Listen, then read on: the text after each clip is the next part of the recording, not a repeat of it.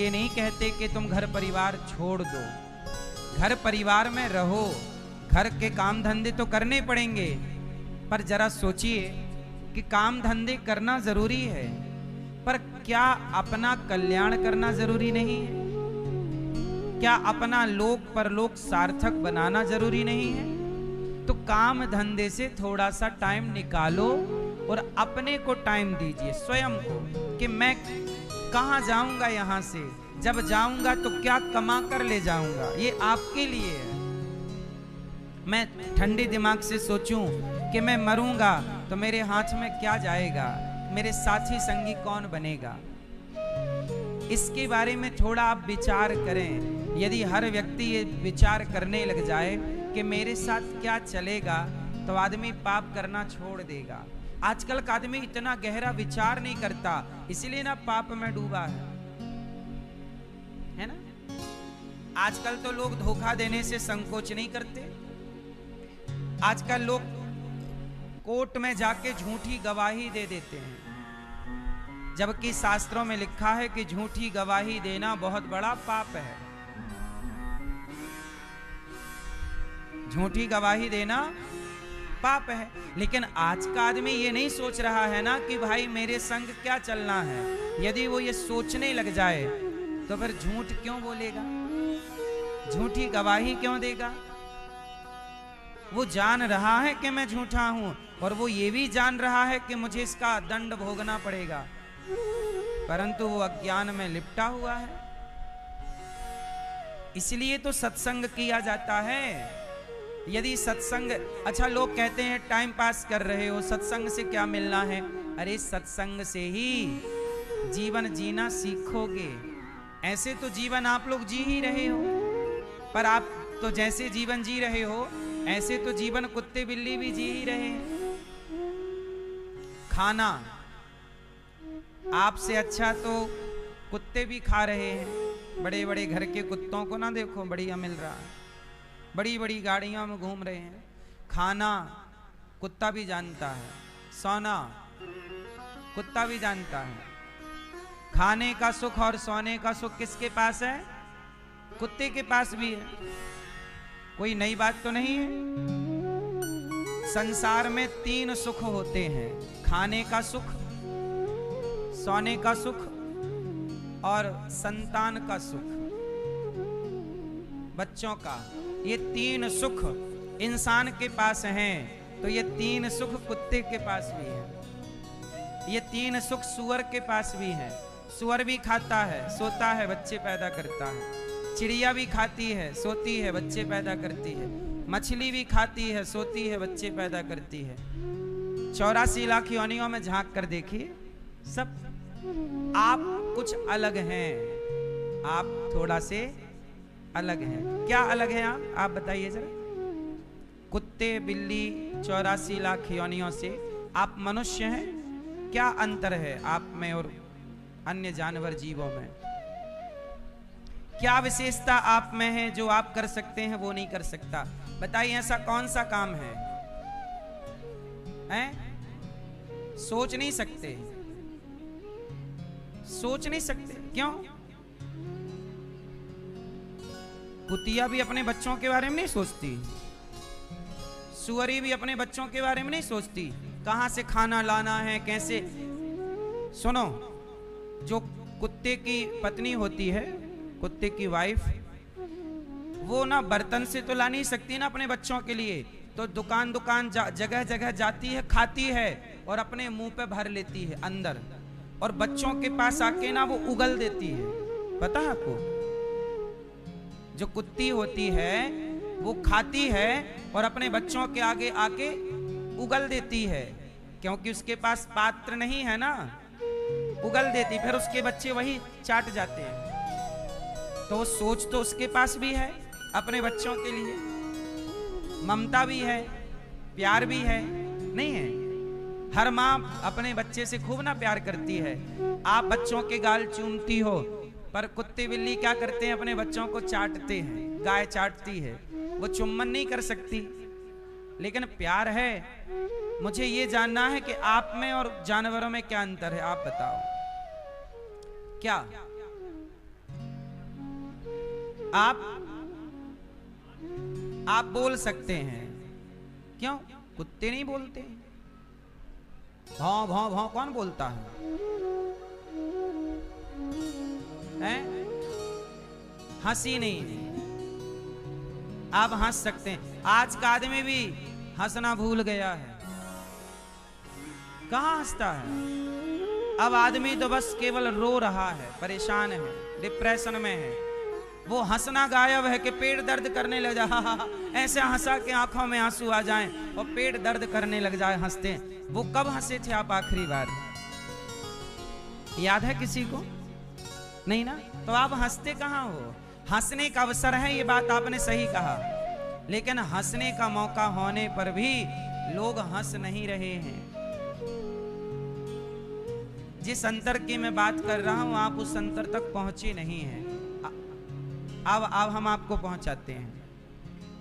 कुत्ता, बिल्ली, चिड़िया, पशु, पक्षी, इनके अंदर क्या है और आपके अंदर क्या है?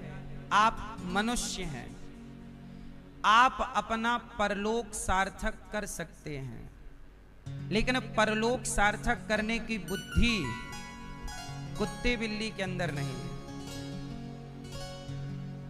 वो बैठकर कथा नहीं सुन सकते आपकी तरह। आप खाने से पहले किसी को खिलाते हैं, आओ आओ आओ, अतिथि देवो भव, मातृदेवो भव। आप अपनी माता को भगवान मानते हैं, अपने पिता को भगवान मानते हैं, अतिथि को भगवान मानते हैं। ये मान्यता, ये मानसिकता कुत्ता बिल्ली में नहीं होती। इंसान और जानवरों में केवल अंतर इतना है, इंसानों के अंदर धर्म होता है। कुत्ते बिल्ली जानवरों के पास धर्म नहीं है। उदाहरण से समझते हैं। मैया, ओ मेरी माँ, मैया सुन लो मेरी माँ। शांति से सुनना, जिसको नहीं सुनना वो प्रेम से जाए, पर शांति से सुनना जो है। बोलो राधे राधे। शांति से सुनिएगा, बार बार शोर ना कीजिएगा। अच्छा सुनो, 84 लाख योनियों के पास क्या है? धर्म नहीं है। जैसे कुत्ता जिस माता से पैदा होता है, जवान होने पर वह कुत्ता उसी माता के साथ संबंध बनाने लग जाता है। हाँ या ना? उसे ये नहीं पता कि ये मेरी माँ है, जबकि वो उसी का दूध पी के बड़ा हुआ है, लेकिन वो जानवर है। ऐसा बकरा भी करता है बकरी के साथ। जिस बकरी से पैदा हुआ उसी बकरी से जवान होके वो बकरा संबंध बना लेता है। ऐसा भैंसा भी करता है। भैंस मतलब हर योनि में ऐसा होता है, हर जीव में ऐसा देखा गया है। उनके अंदर धर्म नहीं है। ये धर्म नहीं है कि ये मेरी माँ है तो उसके साथ व्यवहार कैसा करें, ये मेरी बहन है तो उसके साथ व्यवहार कैसे करें। ये समझ नहीं है। ये समझ आपके अंदर है। आपके अंदर क्या है? धर्म। इसलिए आप मनुष्य हैं, आपको धर्म से चलना चाहिए। कुत्ता चाह कर भी धर्म से नहीं चल सकता। उसे ना चाह करके भी मांस खाना पड़ेगा। उसे ना चाह करके भी भौंकना पड़ेगा। उसकी आदत है, उसका स्वभाव है। लेकिन आप, वो तो कुत्ता है इसलिए भौंक रहा है, पर आप तो कुत्ते नहीं हो, फिर भी ना सवेरे से आदमी भौंकना चालू कर देता है, लड़ना चालू, झगड़ा चालू। बोलो हाँ। दिन भर आदमी, कुछ लोग लड़ते झगड़ते हैं, तो आप तो कुत्ते नहीं हो, फिर भी ना लोग कुत्तों जैसे लड़ते हैं। फिर इसका अर्थ ये है कि हमने अपना धर्म छोड़ दिया है। शांत रहने का, भगवान के चिंतन का, माता की सेवा का, पिता की सेवा का, अतिथि की सेवा का। हम इंसान हैं, हम हर जीव की सेवा कर सकते हैं, कुत्ता बिल्ली पशु पक्षी, पर नहीं करते। हम अपना ही पेट भरने में लगे हुए हैं। इसलिए 84 लाख योनियों में आप सबसे श्रेष्ठ हैं। लेकिन कई बार आप श्रेष्ठ होकर भी जानवरों से भी बदतर व्यवहार इंसान कर बैठता है। अच्छा सुनो, इंसान इंसान कुत्तों के साथ रहता है, बोलो हाँ। आजकल घर घर में कुत्ते हैं ना। लोमड़ी सबसे कैसी होती है, जोर से, हाँ, लोमड़ी चालाक है। अच्छा, आपके घर में लोमड़ी है? आप लोमड़ी नहीं रखते, आप लोमड़ी नहीं रखते, पर लोमड़ी से आपने चालाकी सीख ली।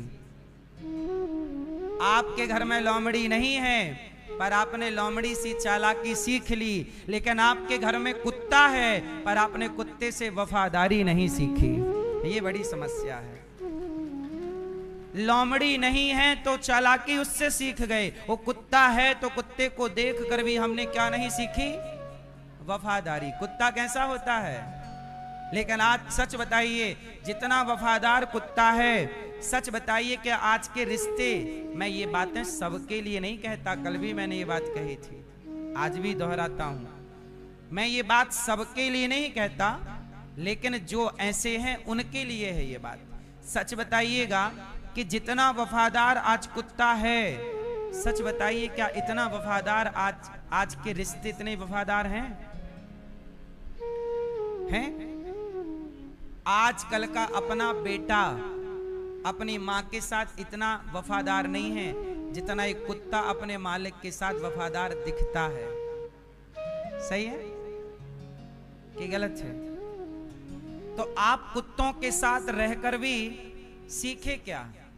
कुछ नहीं, वफादारी तो आई नहीं। इसलिए कहता हूं 84 लाख योनियों में आप श्रेष्ठ हैं। आपके अंदर धर्म है, दया है, करुणा है, प्रेम है।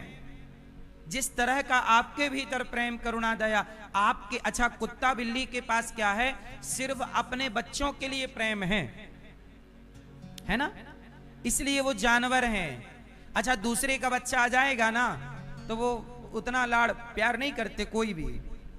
अब देख लो ना, सांप होता है, चिड़िया के बच्चे खा जाता है, नहीं खा जाता।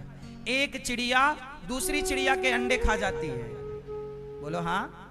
एक मछली दूसरी मछली को खा जाती है, बड़ी मछली छोटी को खा जाएगी, और एक चिड़िया दूसरी चिड़िया के अंडे और दूसरी चिड़िया को खा जाएंगे, बोलो हाँ।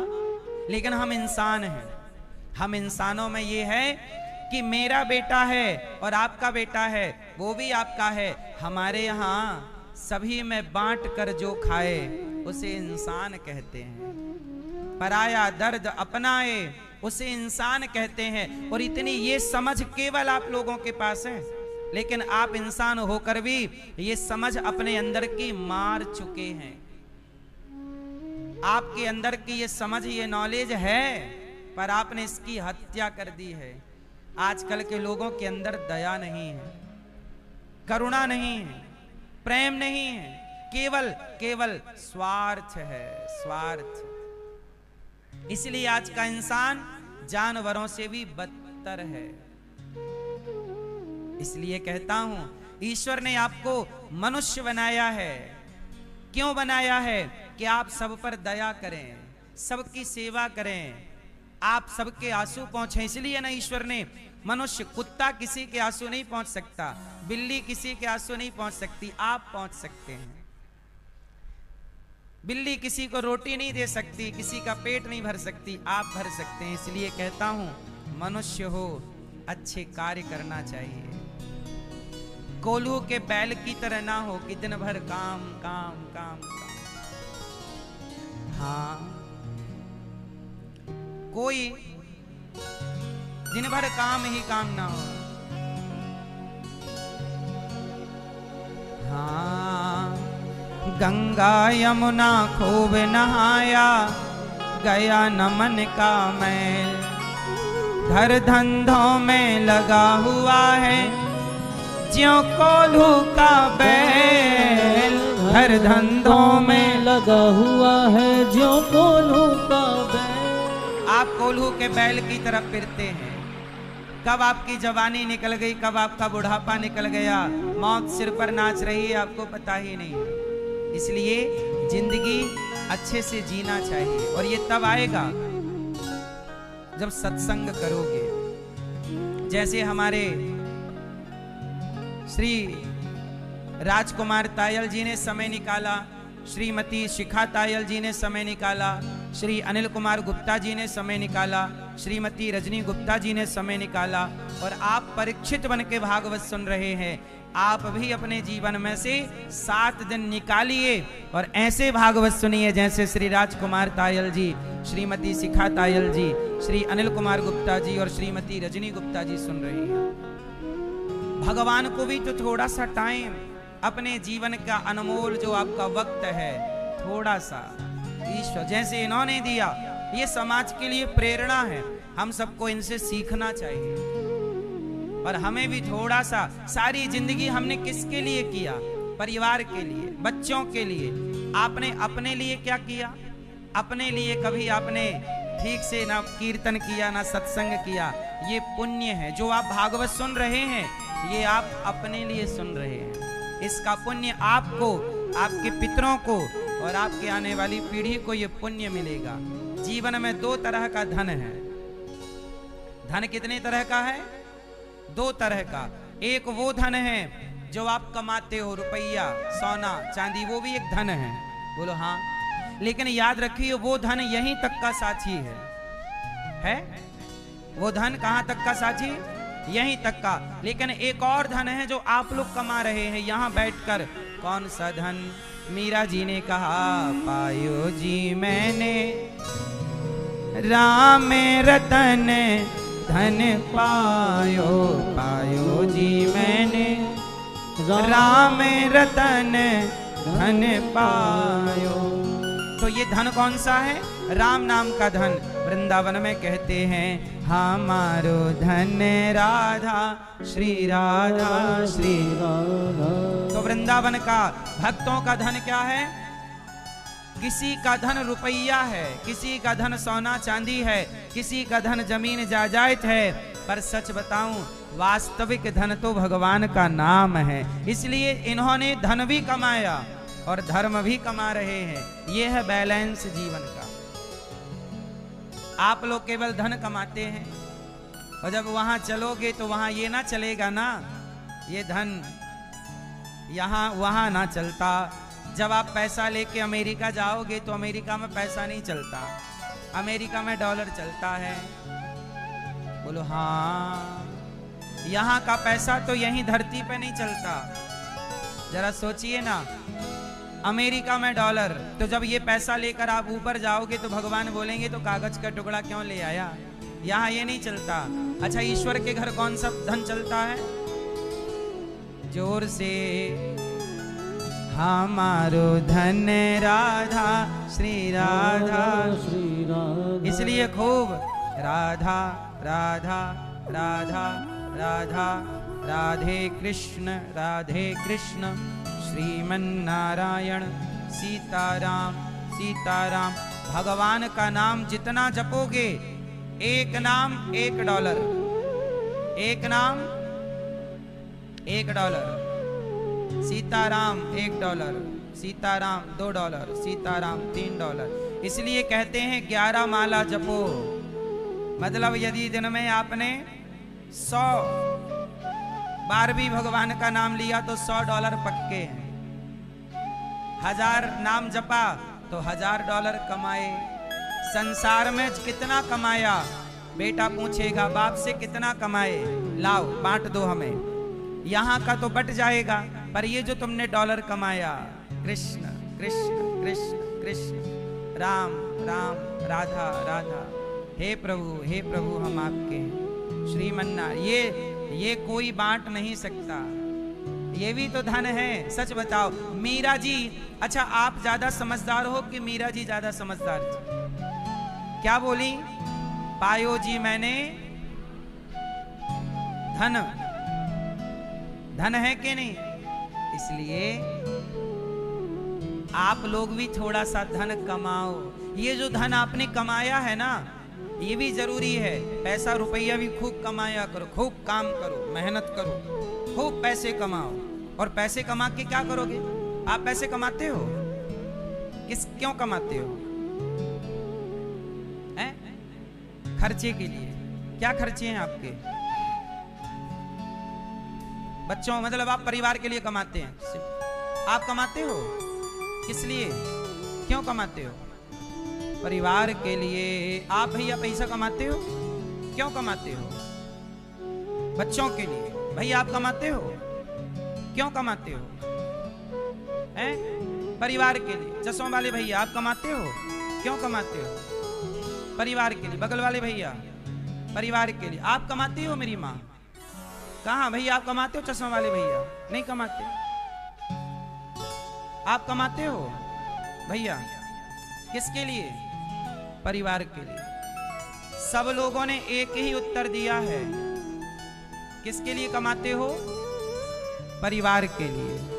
अच्छा एक बात बताओ, परिवार के लिए कमाते हो, ये तो आपकी जिम्मेदारी है, कमाओ। लेकिन ये कमाने से, अब यही सवाल आप मेरे से करिए, आप पैसे कमाते हो? मेरे से पूछिए। हाँ हम कमाते हैं। दूसरा क्वेश्चन करिए, क्यों कमाते हो? हाँ। तो सुनो, आपसे थोड़ा अलग उत्तर है हमारा।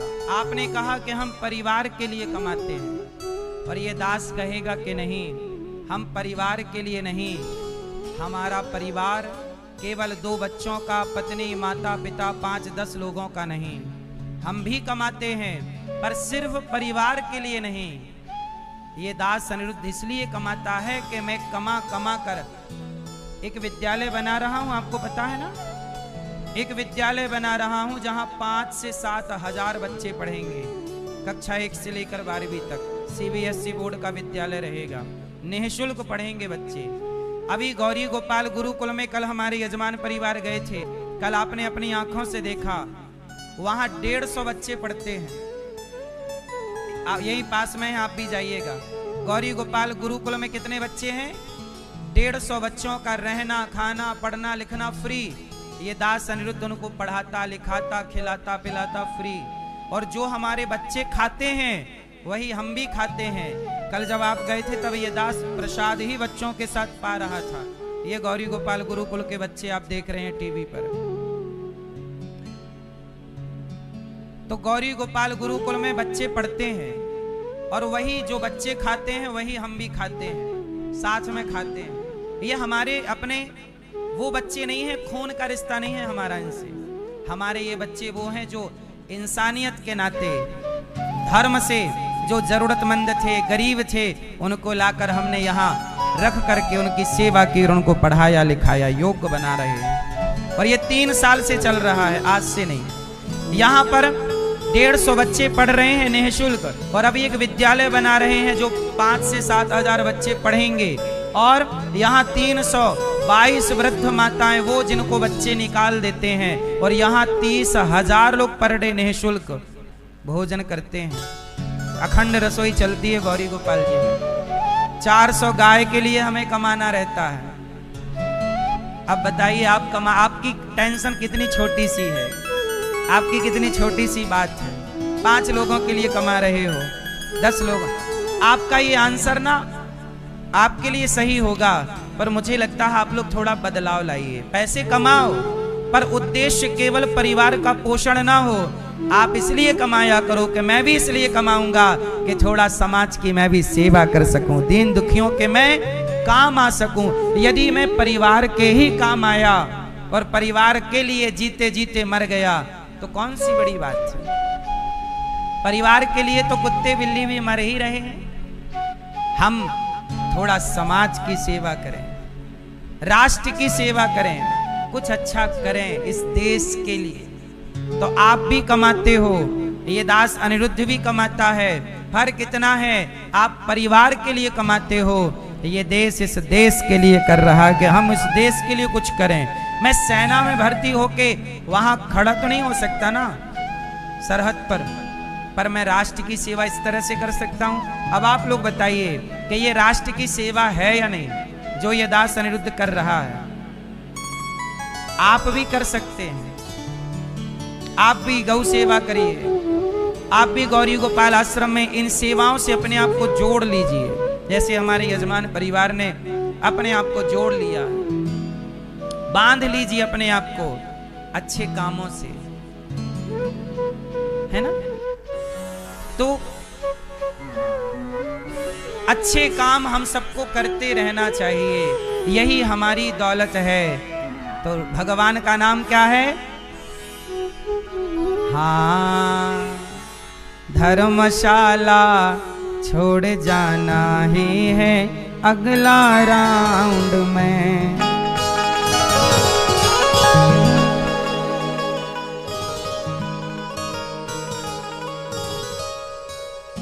चाहे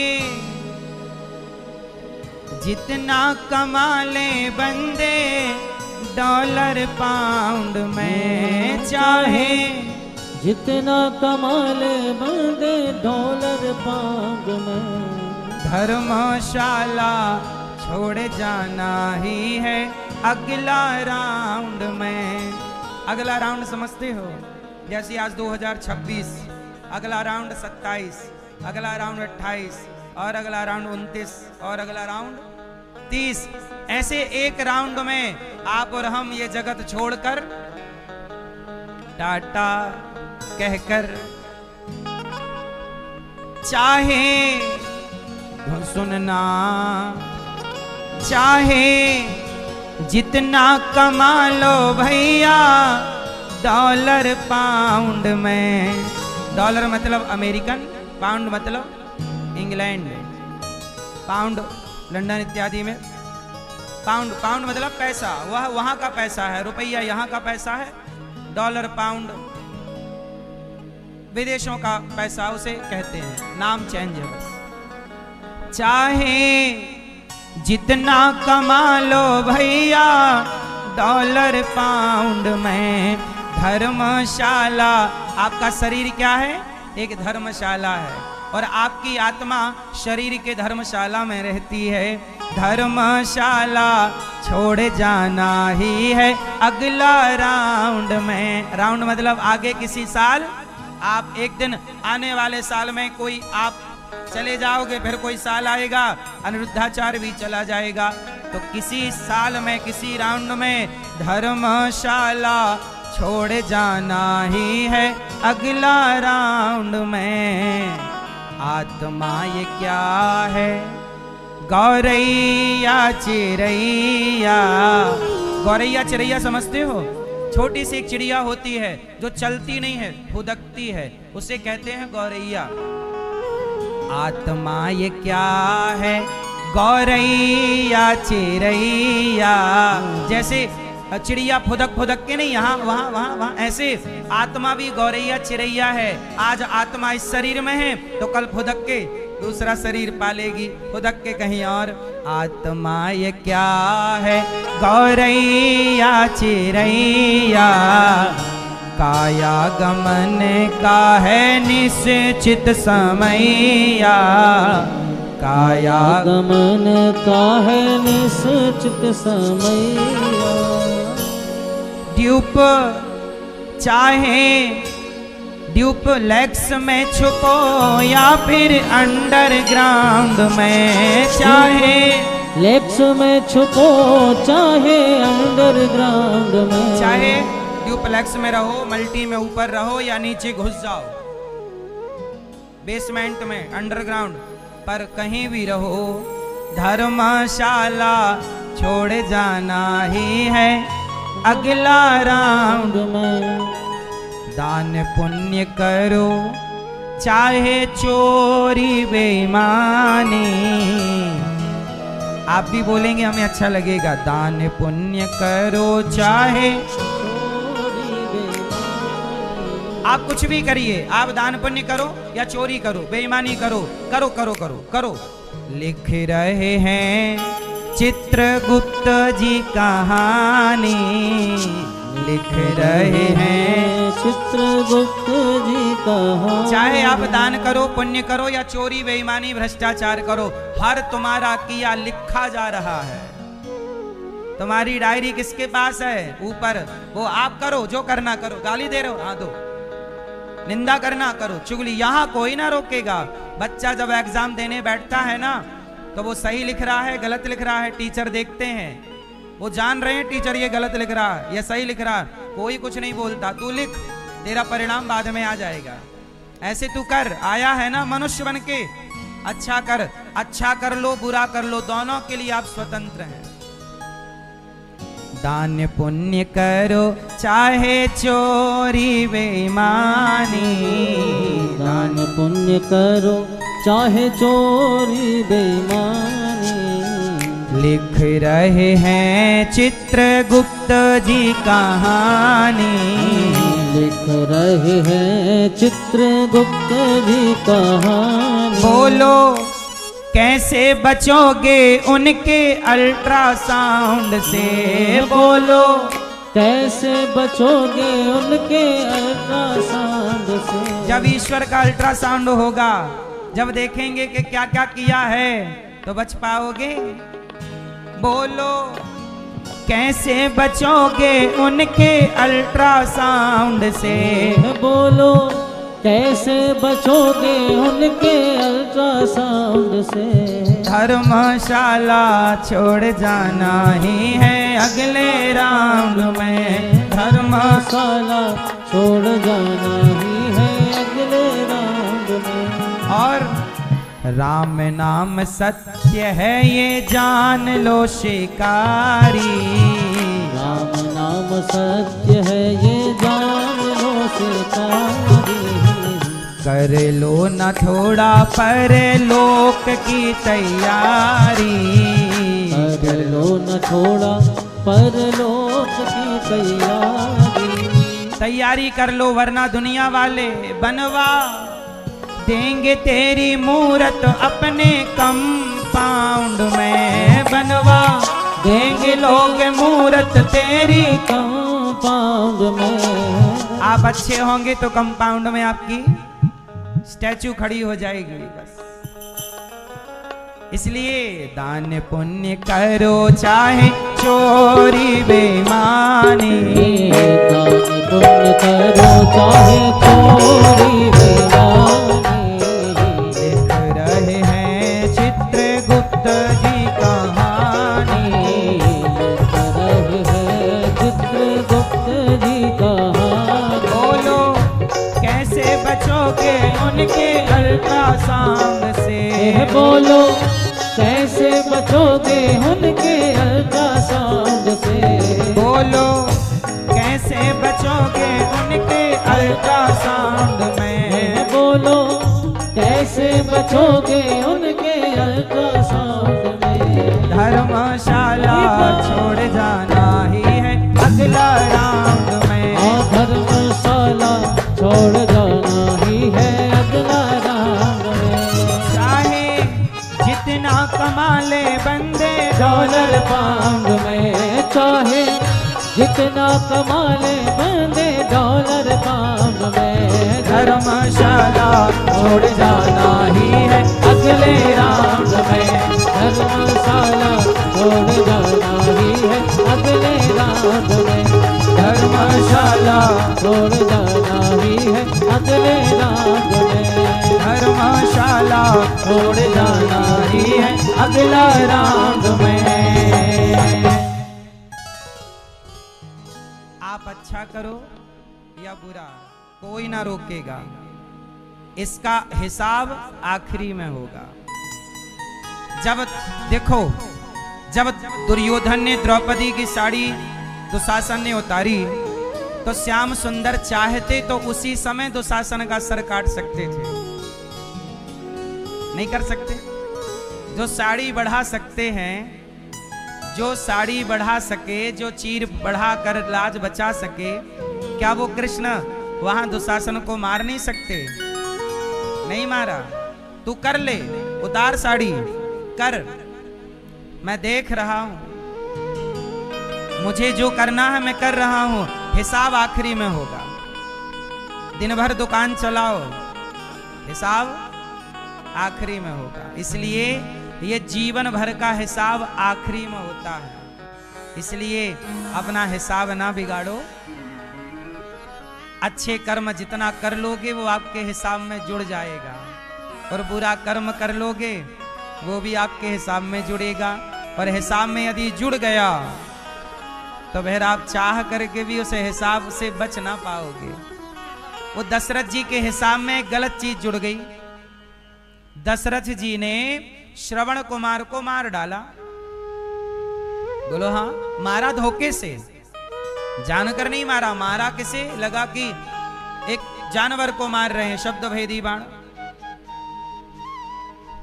मारा जानकर नहीं, धोखे से। भले धोखे से मारा, पर मर तो श्रवण कुमार गए। और जब श्रवण कुमार मरे तब दशरथ जी के खाते में क्या जुड़ गया? पाप जुड़ गया। क्या जुड़ गया? पाप जुड़ गया।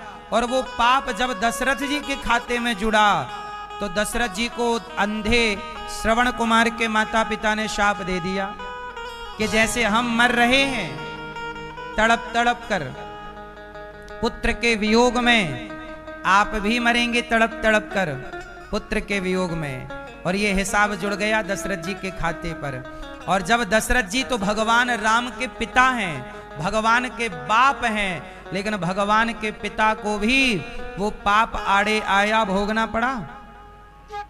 जैसे मैं मर रहा हूं पुत्र के वियोग में तड़प तड़प के, अंधे अंधी ने बोला दशरथ जी तुम्हें भी पुत्र के लिए तड़प तड़प कर मरना पड़ेगा। और जब राम वनवास गए तो दशरथ जी को तड़प तड़प के मरना पड़ा कि नहीं? तो भगवान के पिता को भी वो हिसाब भोगना पड़ा। तो आप उस हिसाब से बच ना पाओगे। इसलिए कहता हूं अपनी फाइल मजबूत रखो, अपनी फाइल मजबूत रखो। और यहां की दौलत तो कमा रहे हो, पैसा, थोड़ा वहां के लिए सीताराम सीताराम भगवान का नाम गाओ। जैसे हमारे यजमान परिवार है ना, स्वर्गीय श्री राम विलास तायल जी और श्री जगदीश चंद्र गुप्ता जी की स्मृति में आप लोग ये आयोजन करा रहे हैं। आपके पुत्र अजय मेघा तायल जी, रोहित दिव्या तायल जी, अजय मेघा तायल जी और रोहित दिव्या तायल जी, अनुश्री पल्लव गर्ग जी और राजश्री प्रखर प्रताप सिंह जी और रितिका जी, समस्त तायल एवं गुप्ता परिवार हितकारी उपभोक्ता भंडार मोदी नगर गाजियाबाद नोएडा से आप आए हैं। और आपके साथ जितने आपके परिवारी जन आए हैं सबका बहुत बहुत स्वागत, वंदन, अभिनंदन। कथा की गंगा है, जीवन को कृतार्थ कर लीजिएगा। कल हम लोगों ने सुना कि मनु जी महाराज के 3 बेटियों की कथा हमने सुनी। मनु जी के 2 बेटे हैं, प्रियव्रत और उत्तानपाद। उत्तानपाद की 2 पत्नियां हैं, सुनीति और सुरुचि। सुनीति के पुत्र हुए हैं ध्रुव और सुरुचि के पुत्र हुए हैं उत्तम। दोनों अलग अलग विचारधारा के हैं। ध्रुव जी छोटी सी उम्र है। एक दिन ध्रुव अपने पिता की गोद में बैठने गए तो तभी ध्रुव जी की जो सौतेली माँ थी, ध्रुव जी के पिता के 2 विवाह हुए। उत्तानपाद के कितने विवाह हुए? दोनों का नाम क्या है? सुनीति और। तो सुनीति का बेटा जब पिता की गोद में बैठे ध्रुव, तो जो सौत है, सौतेली माँ, उन्होंने ध्रुव जी का हाथ पकड़ा और नीचे गिरा दिया और गिराते हुए कहा कि तपसाराध्य पुरुषम तस्यैवानुग्रहेण में गर्भे त्वं साधयात्मानम यदि छसी नृपासनम। जाओ, यदि तुम्हें इस गोद में बैठना है तो जाकर पहले तपस्या करो। जब तुम तपस्या करोगे और मेरे बेटा बनोगे, मेरे पेट से, मेरे गर्भ से जन्म लोगे, तब तुम इस गोद में बैठने के अधिकारी हो, वरना जाओ। ध्रुव जी रोते रोते माँ के पास गए। सुनीति माँ ने कहा पुत्र क्या हुआ? कहा कि माँ अपमान करके निकाल दिया। सौतेली माँ ने कहा कि तू अभागिन का बेटा है। सुनीति माँ ने अपने पुत्र ध्रुव को समझाया कि बेटा कोई बात नहीं, तेरी सौतेली माँ ने कहा है तो सत्यम सुरुच्या विहितम भवान में यद दुर्भगाया उदरे गृहीत। मैं अभागिन हूँ, इसमें कोई आश्चर्य नहीं है, तो जा बेटा तप कर। ध्रुव जी चल पड़े तपस्या करने के लिए। रास्ते में नारद जी मिल गए। नारद जी ने कहा बालक कहाँ जा रहे हो? बोले तपस्या करने। क्यों? मेरी माँ ने अपमान किया है, मुझे भगवान पाने हैं। ध्रुव जी महाराज भगवान को पाने के लिए निकलते हैं। नारद जी ने मंत्र दिया, ओम नमो भगवते वासुदेवाय। इस मंत्र का जाप बताया और ध्यान और पूजा की विधि बताई। और जब उस विधि का पालन ध्रुव जी ने किया तो 5 महीने में उनकी तपस्या सार्थक हो गई और भगवान श्री हरि अवतार लेकर के ध्रुव जी को दर्शन देने के लिए आ गए। और जब भगवान आए तो ध्रुव जी से कहा, पुत्र कुछ मांग लो। ध्रुव जी ने कहा, प्रभु कुछ मांगने की माने तो ये नहीं कहा कि मांगना क्या है। भगवान ने कहा कि तुम्हारे अंदर राजा बनने की इच्छा थी, इसलिए मैं तुम्हें जाओ 36,000 साल के लिए राजा बनाता हूं। यदि भक्त के अंदर कोई कामना रह जाए, जैसे मैं मरते समय, जैसे मेरी मृत्यु होगी उस समय मेरे अंदर कोई इच्छा रह जाएगी, कोई भी इच्छा हो सकती है, उस इच्छा के लिए प्रभु मुझे फिर संसार में भेजेंगे कि जाओ पहले तुम अपनी वो इच्छा जाओ। अच्छा, ध्रुव जी पिछले जन्म में एक संत थे। ध्रुव जी पिछले जन्म में कौन थे? जंगल में तपस्या कर रहे थे कि तभी एक सुंदर से रथ पर चढ़कर कोई राजा, ध्रुव जी साधु बने तपस्या कर रहे कि इनके सामने से कोई बहुत बड़ा राजा और राजा की सवारी और सेना जब निकली तो राजा का ठाट बाट देख करके साधु जी के मन में आया, काश मैं भी ऐसा राजा होता, कहां पेड़ के नीचे तप रहा हूं। अच्छा, उनकी तपस्या को कई साल बीत गए थे और भगवान के मिलन में केवल 5 महीने की देर थी। कितने महीने की? पिछले, ये ध्रुव जी के पूर्व जन्म की कथा है। कितने महीने की देर थी? अब 5 महीने पहले ये विचार आ गया कि काश मैं भी राजा होता, और राजा होता ये विचार आया और राजा चला गया। तो जाते ही ध्रुव जी फिर तपस्या में लग गए और तपस्या, अच्छा मिलने वाले थे भगवान 5 महीने बाद, पर उनकी तपस्या पूरी हो गई, भगवान नहीं मिले और उनका हो गया शरीर पूरा। और जब शरीर पूरा हुआ तो वही संत इस जन्म में ध्रुव बनकर पैदा हुए और 5 महीने बाद मिलना था ना, इसलिए 5 महीने की तपस्या इस जन्म में की और 5 साल के बालक को 5 महीने की तपस्या से भगवान मिल गए। क्यों मिल गए? क्योंकि पिछले जन्म की तपस्या पूरी थी, केवल एक कामना आ गई कि मैं भी राजा होता। तो जब भगवान दर्शन देने आए तो भगवान ने ध्रुव जी को दर्शन में वरदान क्या दिया कि जाओ 36,000 साल के लिए तुम राजा बन जाओ और इसके बाद आना, तुम्हारे लिए मैं अपना लोक खाली कर दूंगा। तो आज जिसे आप ध्रुव लोक कहते हैं, पहले वो बैकुंठ था, पहले भगवान यहीं विराजते थे ध्रुव लोक में, पर भक्त के लिए भगवान ने अपना पूरा घर खाली कर दिया और भगवान ने अपने लिए अलग बैकुंठ बनाया और अपना घर ध्रुव जी के लिए खाली कर दिया। और ध्रुव जी 36,000 साल संसार का सुख पाकर, शादी विवाह का सांसारिक सुख और यज्ञ पूजा करते हुए अंत में जब गए, माँ के साथ ध्रुव जी गए, मृत्यु के सिर पर पांव रखकर ध्रुव जी गए और आज भी ध्रुव तारा बनकर चमक रहे हैं। जब आपका विवाह हो जाता है, होता है, तो मंडप के नीचे पंडित जी कहते हैं कि ध्रुव तारा का दर्शन करो और ध्रुव को साक्षी मान करके कहो कि हम एक दूसरे के संगिनी हैं, साथी हैं। तो जब आप पति पत्नी बनते हैं विवाह के नीचे, तो अग्नि की साक्षी होती है। जैसे आजकल तो सरकार विवाह प्रमाण पत्र को साक्षी मानती है। क्या प्रमाण पत्र चाहिए? हैं? मैरिज सर्टिफिकेट चाहिए। लेकिन ईश्वर की अदालत में सर्टिफिकेट क्या है? 2 साक्षी हैं और भी मैं बताऊंगा, अभी 2 का मुख्य रूप से मैं बात कर लूं। पहले साक्षी है अग्नि फेरे लिए, और दूसरे साक्षी कौन है? ध्रुव तारा, ध्रुव जी। तीसरे साक्षी हैं वेद, क्योंकि वेद मंत्र पढ़े गए ना आपके विवाह में, पंडित जी आए तो तीसरे साक्षी हैं वेद, और चौथे साक्षी हैं स्वयं पंडित जी और सारा समाज। तो ये साक्षी हैं। तो ध्रुव जी ने 5 वर्ष की तपस्या में भगवान को पाया, और भगवान का दर्शन करके यो अंतः प्रविश्य मम वाचमिमां प्रसुप्तां संजीवयत्यखिल शक्तिधरः स्वधाम्ना। हे प्रभु मेरे अंतःकरण में आप बस जाइए, ऐसा ध्रुव जी ने भगवान से कहा। तो कहने का अर्थ ये है कि भक्ति आप अभी से स्टार्ट कर दीजिए। भगवान मिले ना मिले ये हमें परवाह नहीं है, हम अपना कार्य करेंगे। जब हम अपना कार्य करते रहेंगे तो हमारी भक्ति आज नहीं, कल नहीं, परसों कभी तो पूरी होगी, और जब पूरी होगी तब प्रभु करुणा जरूर करेंगे। वैसे तो कृपा अभी है ही, लेकिन आगे कभी जैसे ध्रुव को मिले ऐसे हमें भी मिलेंगे। इसलिए कहता हूं भक्ति का बीज बो दीजिए।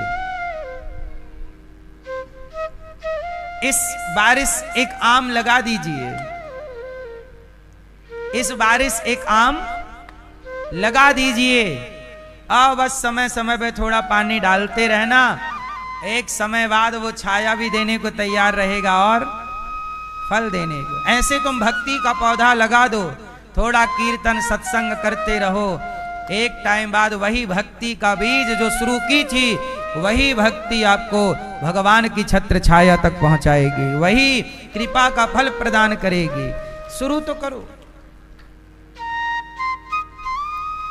अब ध्रुव जी को भगवान मिल गए और ध्रुव जी का वंश बड़े प्रेम से भगवत कृपा से आगे बढ़ा, और ध्रुव जी के वंश में आगे चल करके कल्प और वत्सर हुए हैं।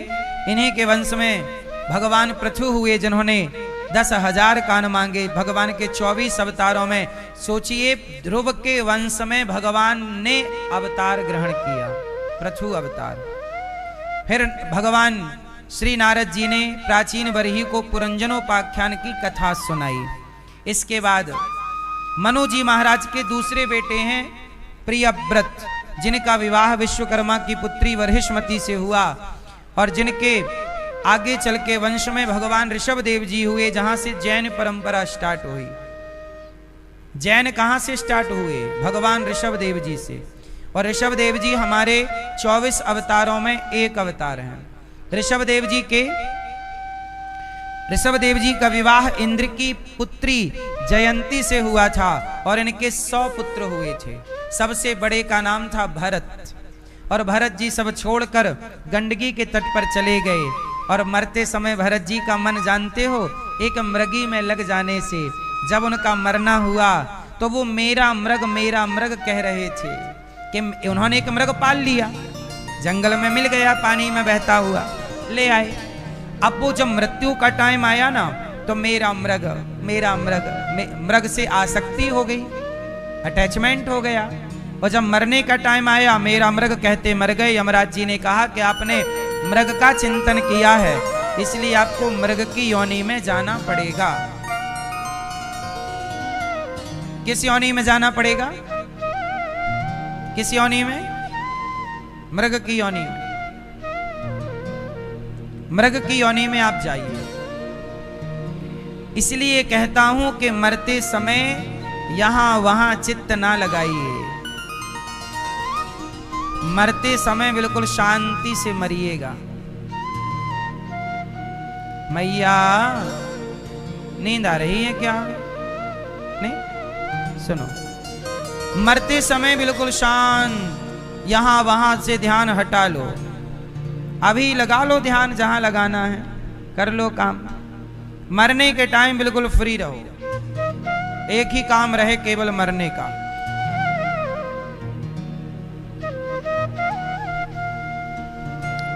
नहीं सही है गलत है? अभी कर लो पोता पोती मेरा, जितना मेरा बेटा मेरी बेटी मेरा पोता, ये सब अभी कर लो नाटक।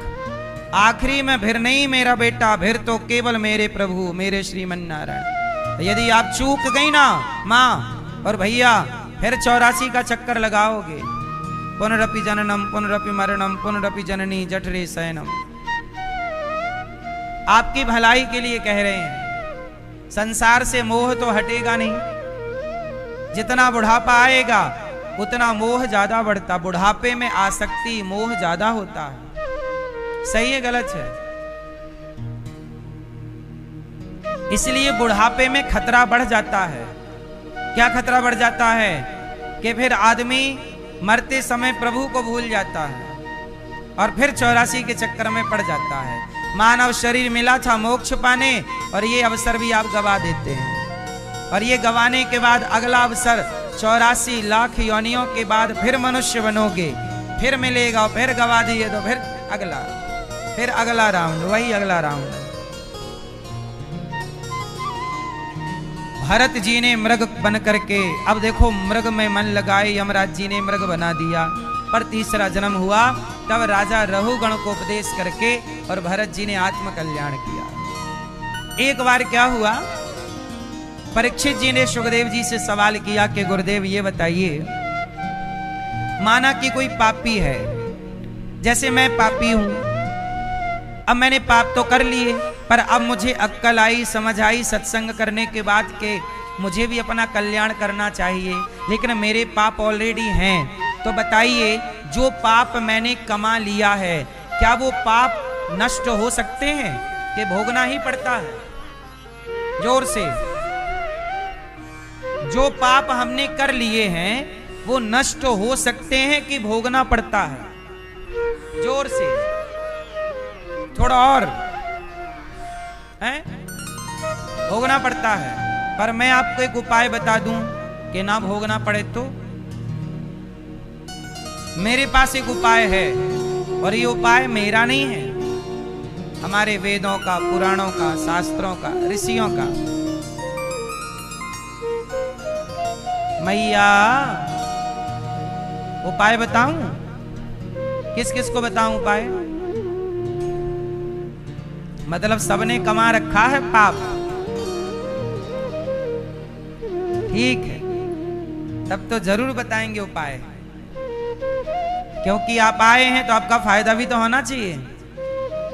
इतना किराया भाड़ा लगा के आए हैं, आप आपका फायदा करवाते हैं।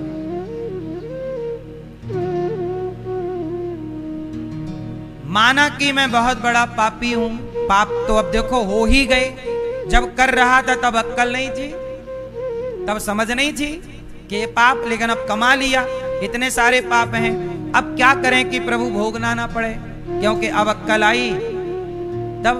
तब सुखदेव जी ने परीक्षित जी से कहा कि सुनो, कान्य कुब्जे दुजाह कश्चित दासी पति रजामिलहा।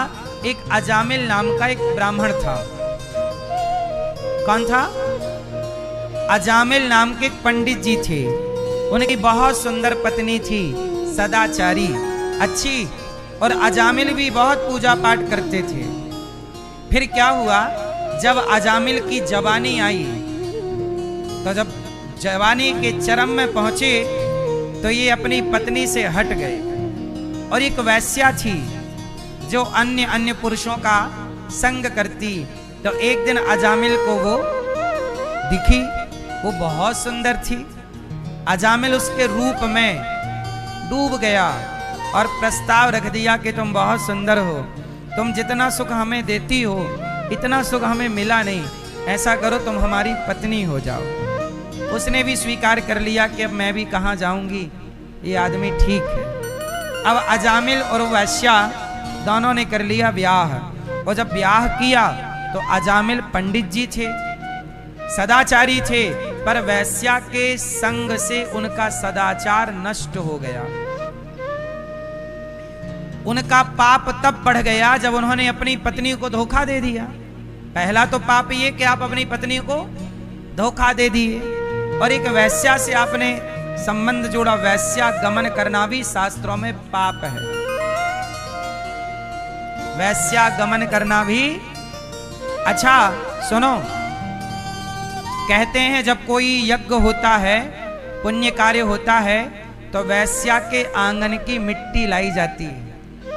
अब आप सवाल करेंगे कि वैश्या का संग करने से पाप लगता है, तो वैश्या के आंगन की मिट्टी पूजा पाठ में क्यों उपयोग होती है? जैसे गौशाला की माटी पूजा पाठ में उपयोग होती है, ऐसे वैश्या के आंगन की माटी भी कुछ अनुष्ठानों में उपयोग होती है। अब सवाल ये है कि वैश्या के आंगन की माटी क्यों? वो तो अपवित्र होनी चाहिए। नहीं, वैश्या के आंगन में अपवित्रता नहीं होती। क्यों? क्योंकि जब कोई पुरुष वैश्या के द्वार पर जाता है, तो पुरुष जब वैश्या के द्वार पर जाता है तो जो पुरुष का पुण्य होता है वो पुण्य द्वार पर ही उस व्यक्ति का साथ छोड़ देता है और पुण्य उसके आंगन में रह जाता है और पाप से उसकी बुद्धि उसे अंदर ले जाती है। इसलिए जितने भी पुरुष वैश्या के पास जाते हैं उनका पुण्य वैश्या के द्वार पर रह जाता है, क्योंकि पुण्यात्मा कभी वैश्या के द्वार पर ना चढ़ेगा। समझिएगा, पुण्यात्मा कभी भी वैश्या के द्वार पर ना जाएगा। जब जाओगे आप तो आपका पुण्य वहीं छोड़ देगा आपका साथ और वहीं रह जाएगा, उसी मिट्टी पे गड़ जाएगा। तो जरा सोचिए कि 100 पुरुष गए होंगे तो 100 का कुछ ना कुछ पुण्य तो रहा होगा, तो वो सारा पुण्य वैश्या के आंगन में, इसलिए उसके आंगन की मिट्टी पवित्र होती है। इसलिए वैश्या का संग करना पाप माना गया है। पराई औरत का संग करना, इसी पाप से ना रावण का नाश हो गया। पराई स्त्री के चक्कर में ना पड़ गया, नाश हो गया। पर स्त्री जहां पुरुष पर नारी की ओर दृष्टि डाला वहीं उसका नाश। इसलिए आप पुरुषों से मेरी प्रार्थना है, जब दशहरा आया करे तो अपने पतियों को ले जाया करो दशहरा दिखाने मैया, और पति की आंखें फाड़ फाड़ के दिखवाए, देख रावण को जल रहा है। ये भी पड़ा था चक्कर में पराई औरत के जल रहा है, तू भी पड़ेगा पराई नारी के चक्कर में तो तेरा क्या हाल होगा रे कालिया।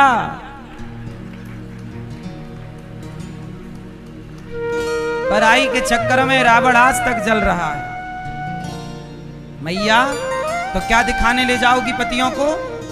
हाँ, दशहरा जरूर अपने पतियों को दिखाया करो, और ये जरूर मेरी बात मेंशन किया करो कि सुनो ये काहे जल रहा है। क्यों भैया, रावण क्यों जल रहा है?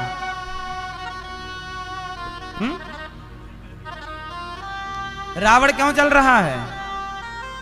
पराई के चक्कर में पड़ा। समझ में आई? रावण क्यों जल रहा है? एक लाइन में समझो, रावण क्यों जल रहा है? पराई के चक्कर। मैया तुम्हारी होगी बातें। अच्छा मैया प्लानिंग कर ली, अगला दशहरा अपन ले चलेंगे, अगले दशहरे की चालू होगी प्लानिंग। सही, अच्छी मैया तुरंत। तो रावण क्यों जल रहा है?